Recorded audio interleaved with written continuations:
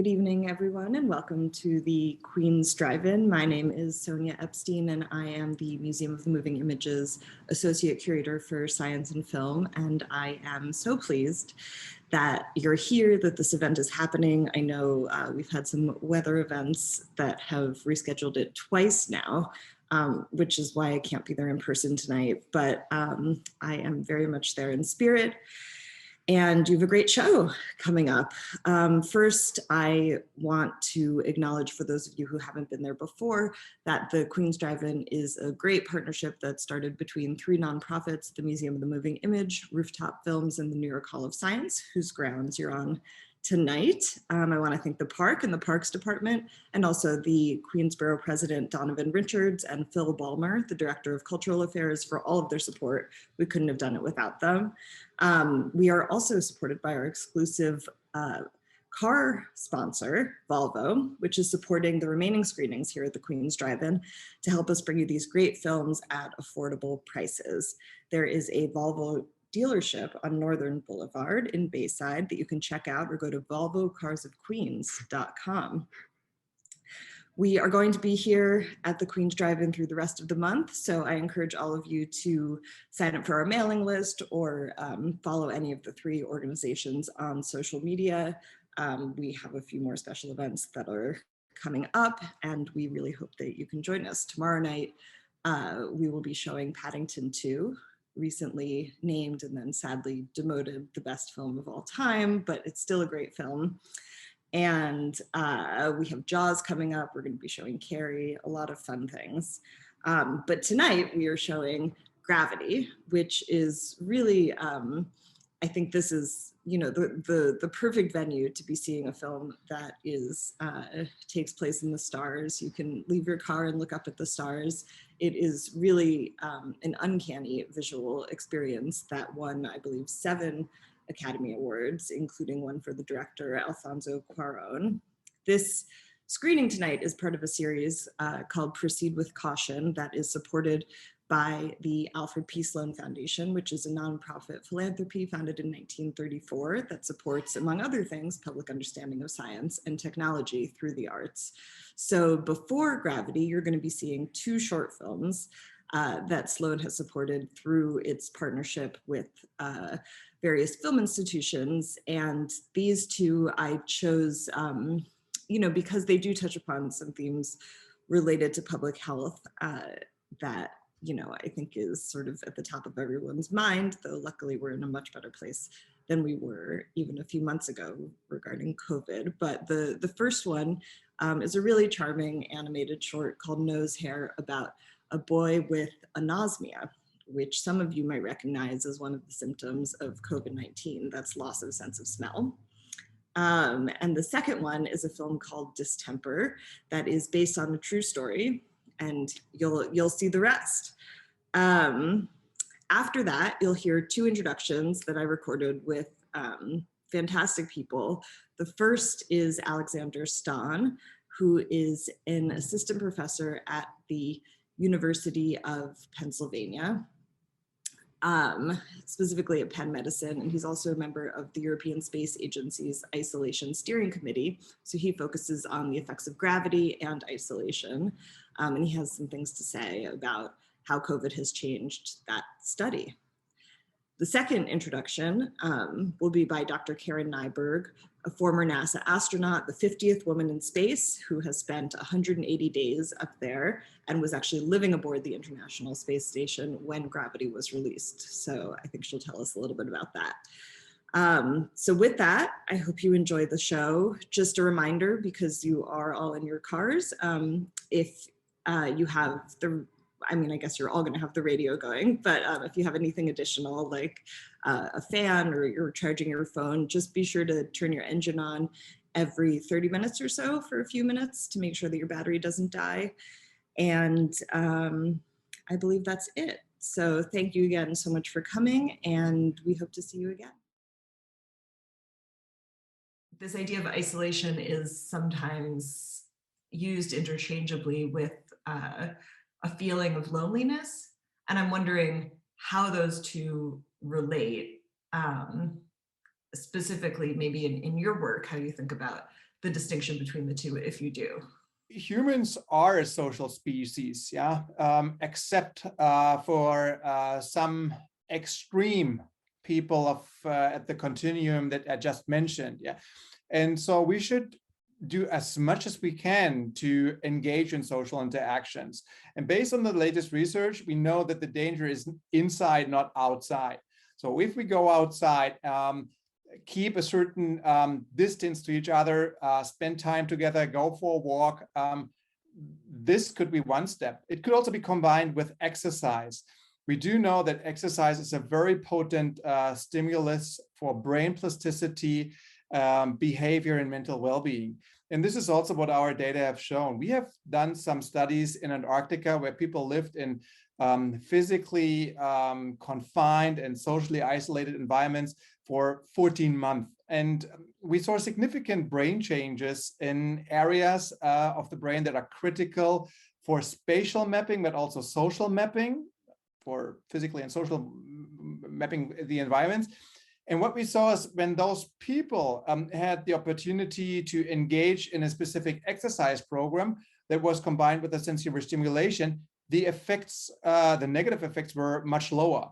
So exercise combined with a sensory stimulation is a very good start. And if that can be done outdoors, that's even better. And if it can be combined with more people, well, then you're at a very good start. So outdoor group exercise classes. As long as you fulfill the social distancing requirements and you don't put yourself at risk. Yeah.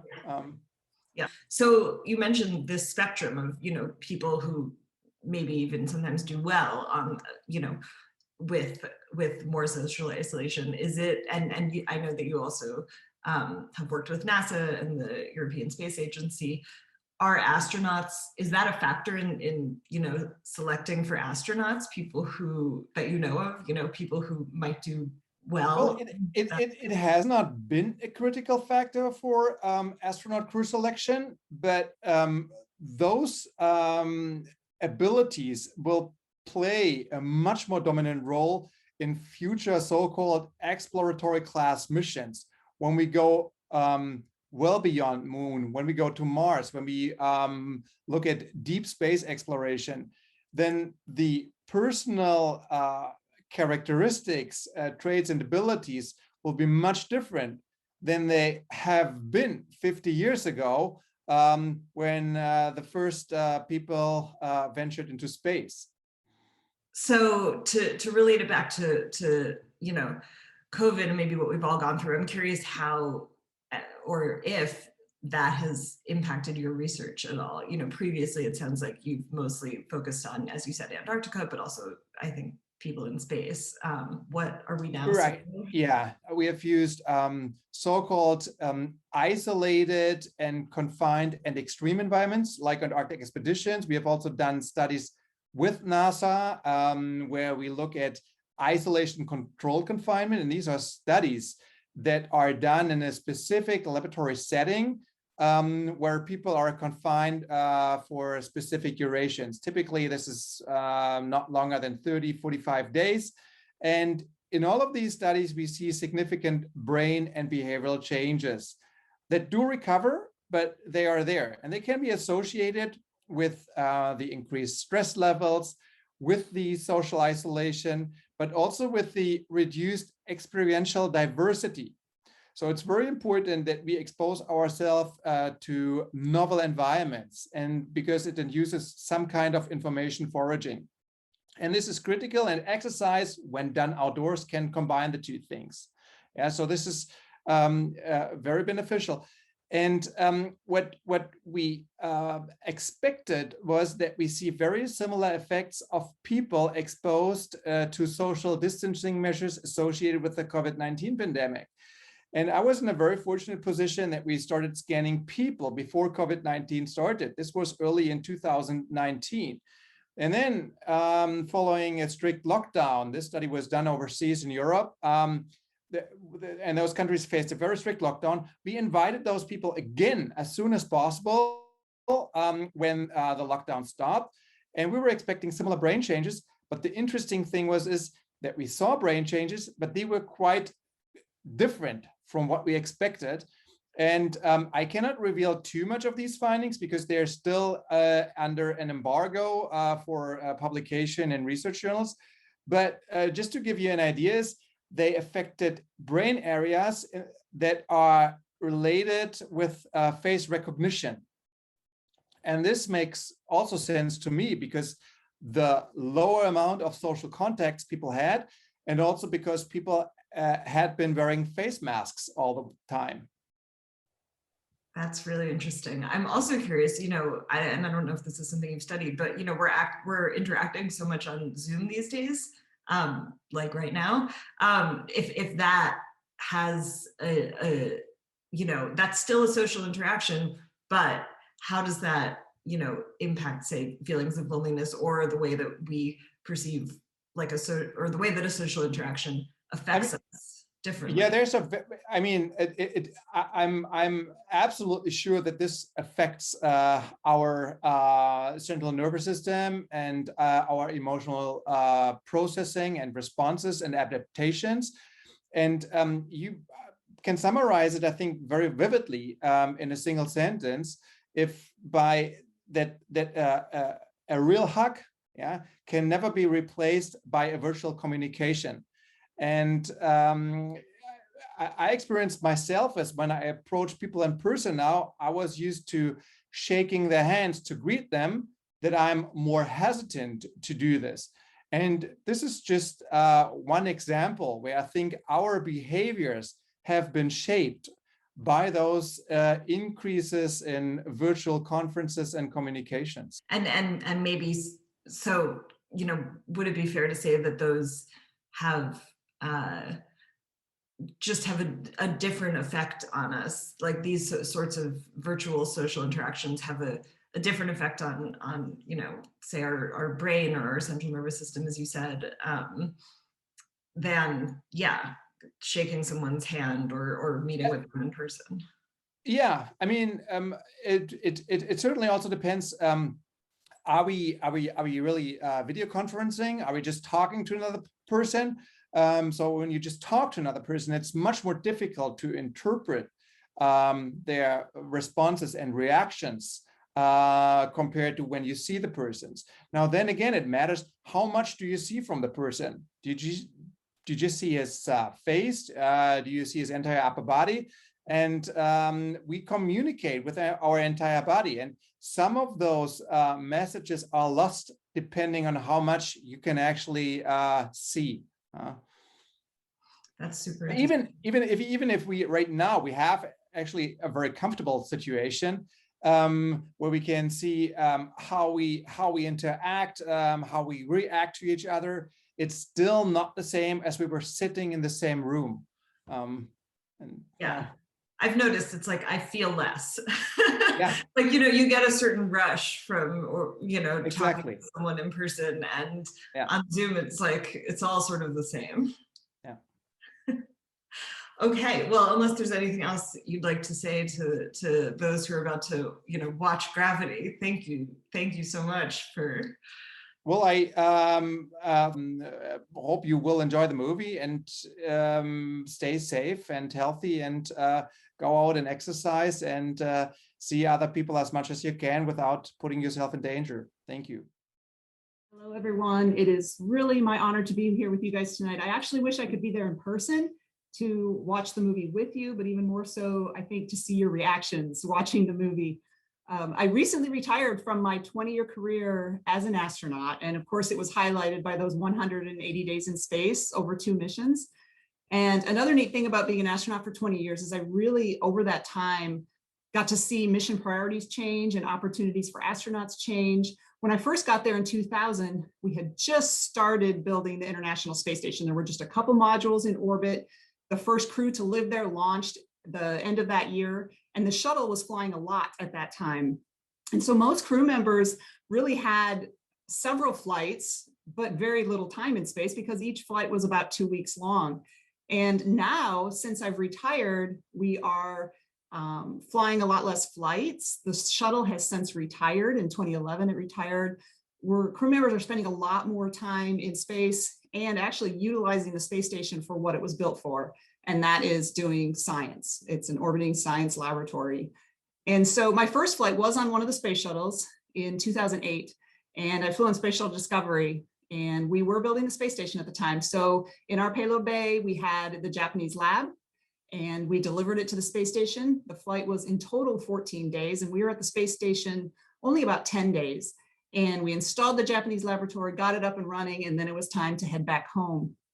5 years after that, in my second flight, since the shuttle had been retired, it was a lot different. And I flew to space station on the Russian Soyuz and lived and worked on board for almost 6 months, 166 days.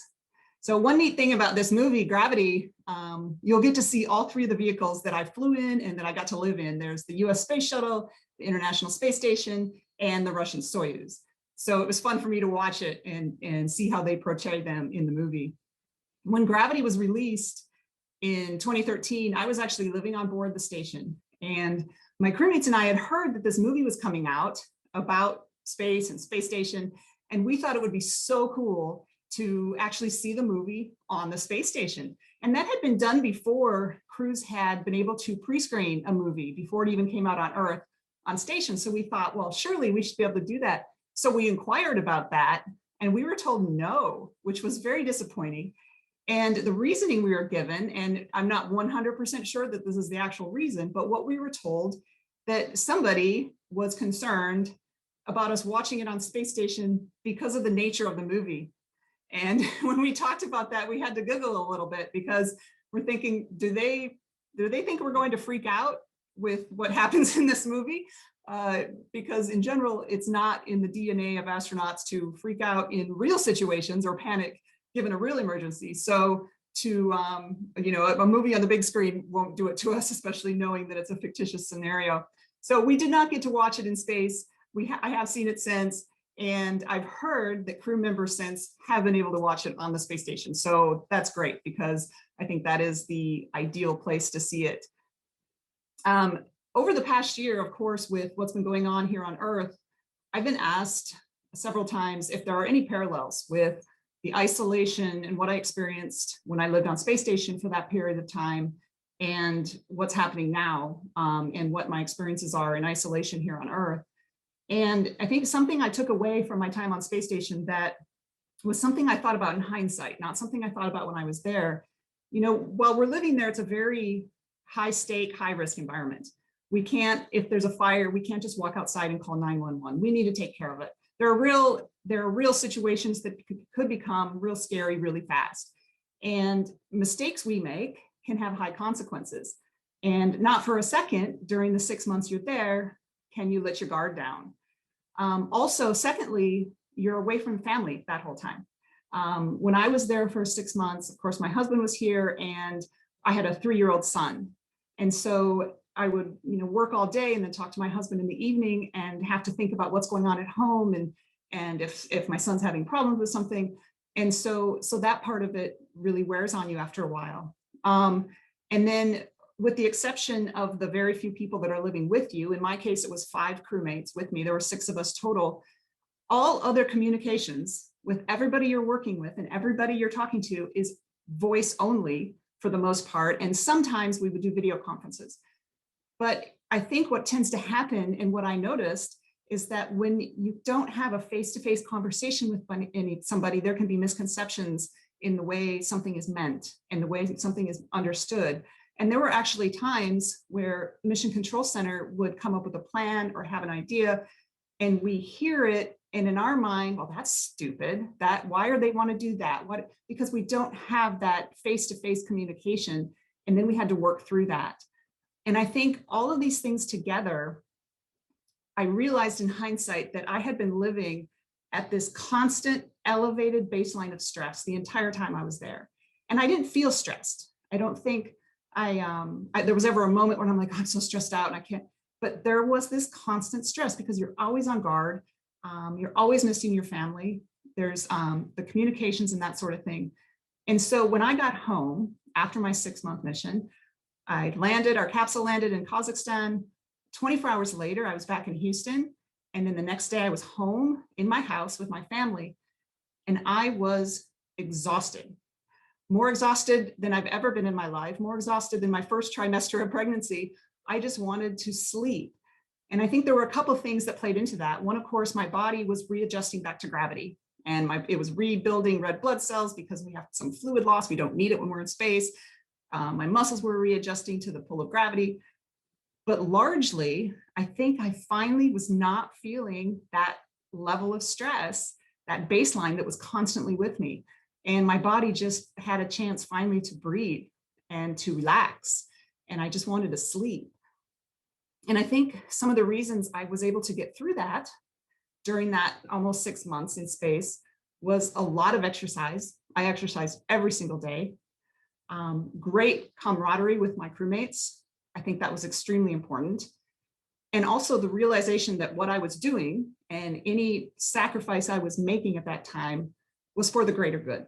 And I think those things really helped me to get through that and not crash during the mission and wait till after the mission to really crash. And I think this past year has been similar for a lot of people around the world. There's just a lot of stressors in abnormal situations. And I know I tried to be extremely cognizant of that for myself and for my family in that time, and realize, I need that exercise. We need to communicate well. And also understanding that I'm going to stay at home because it's for the greater good of the health of my community, and knowing that I'm doing that, not for myself, but I'm doing that for everybody. So about the movie, what you're about to see, Gravity, is it like the real thing? We know that this movie's for entertainment, and I went into it watching it, and as most movies about space, knowing it's for entertainment. And so we can forgive the many scenarios that are inaccurate. There of course are. A lot of it is improbable situations, if not impossible situations.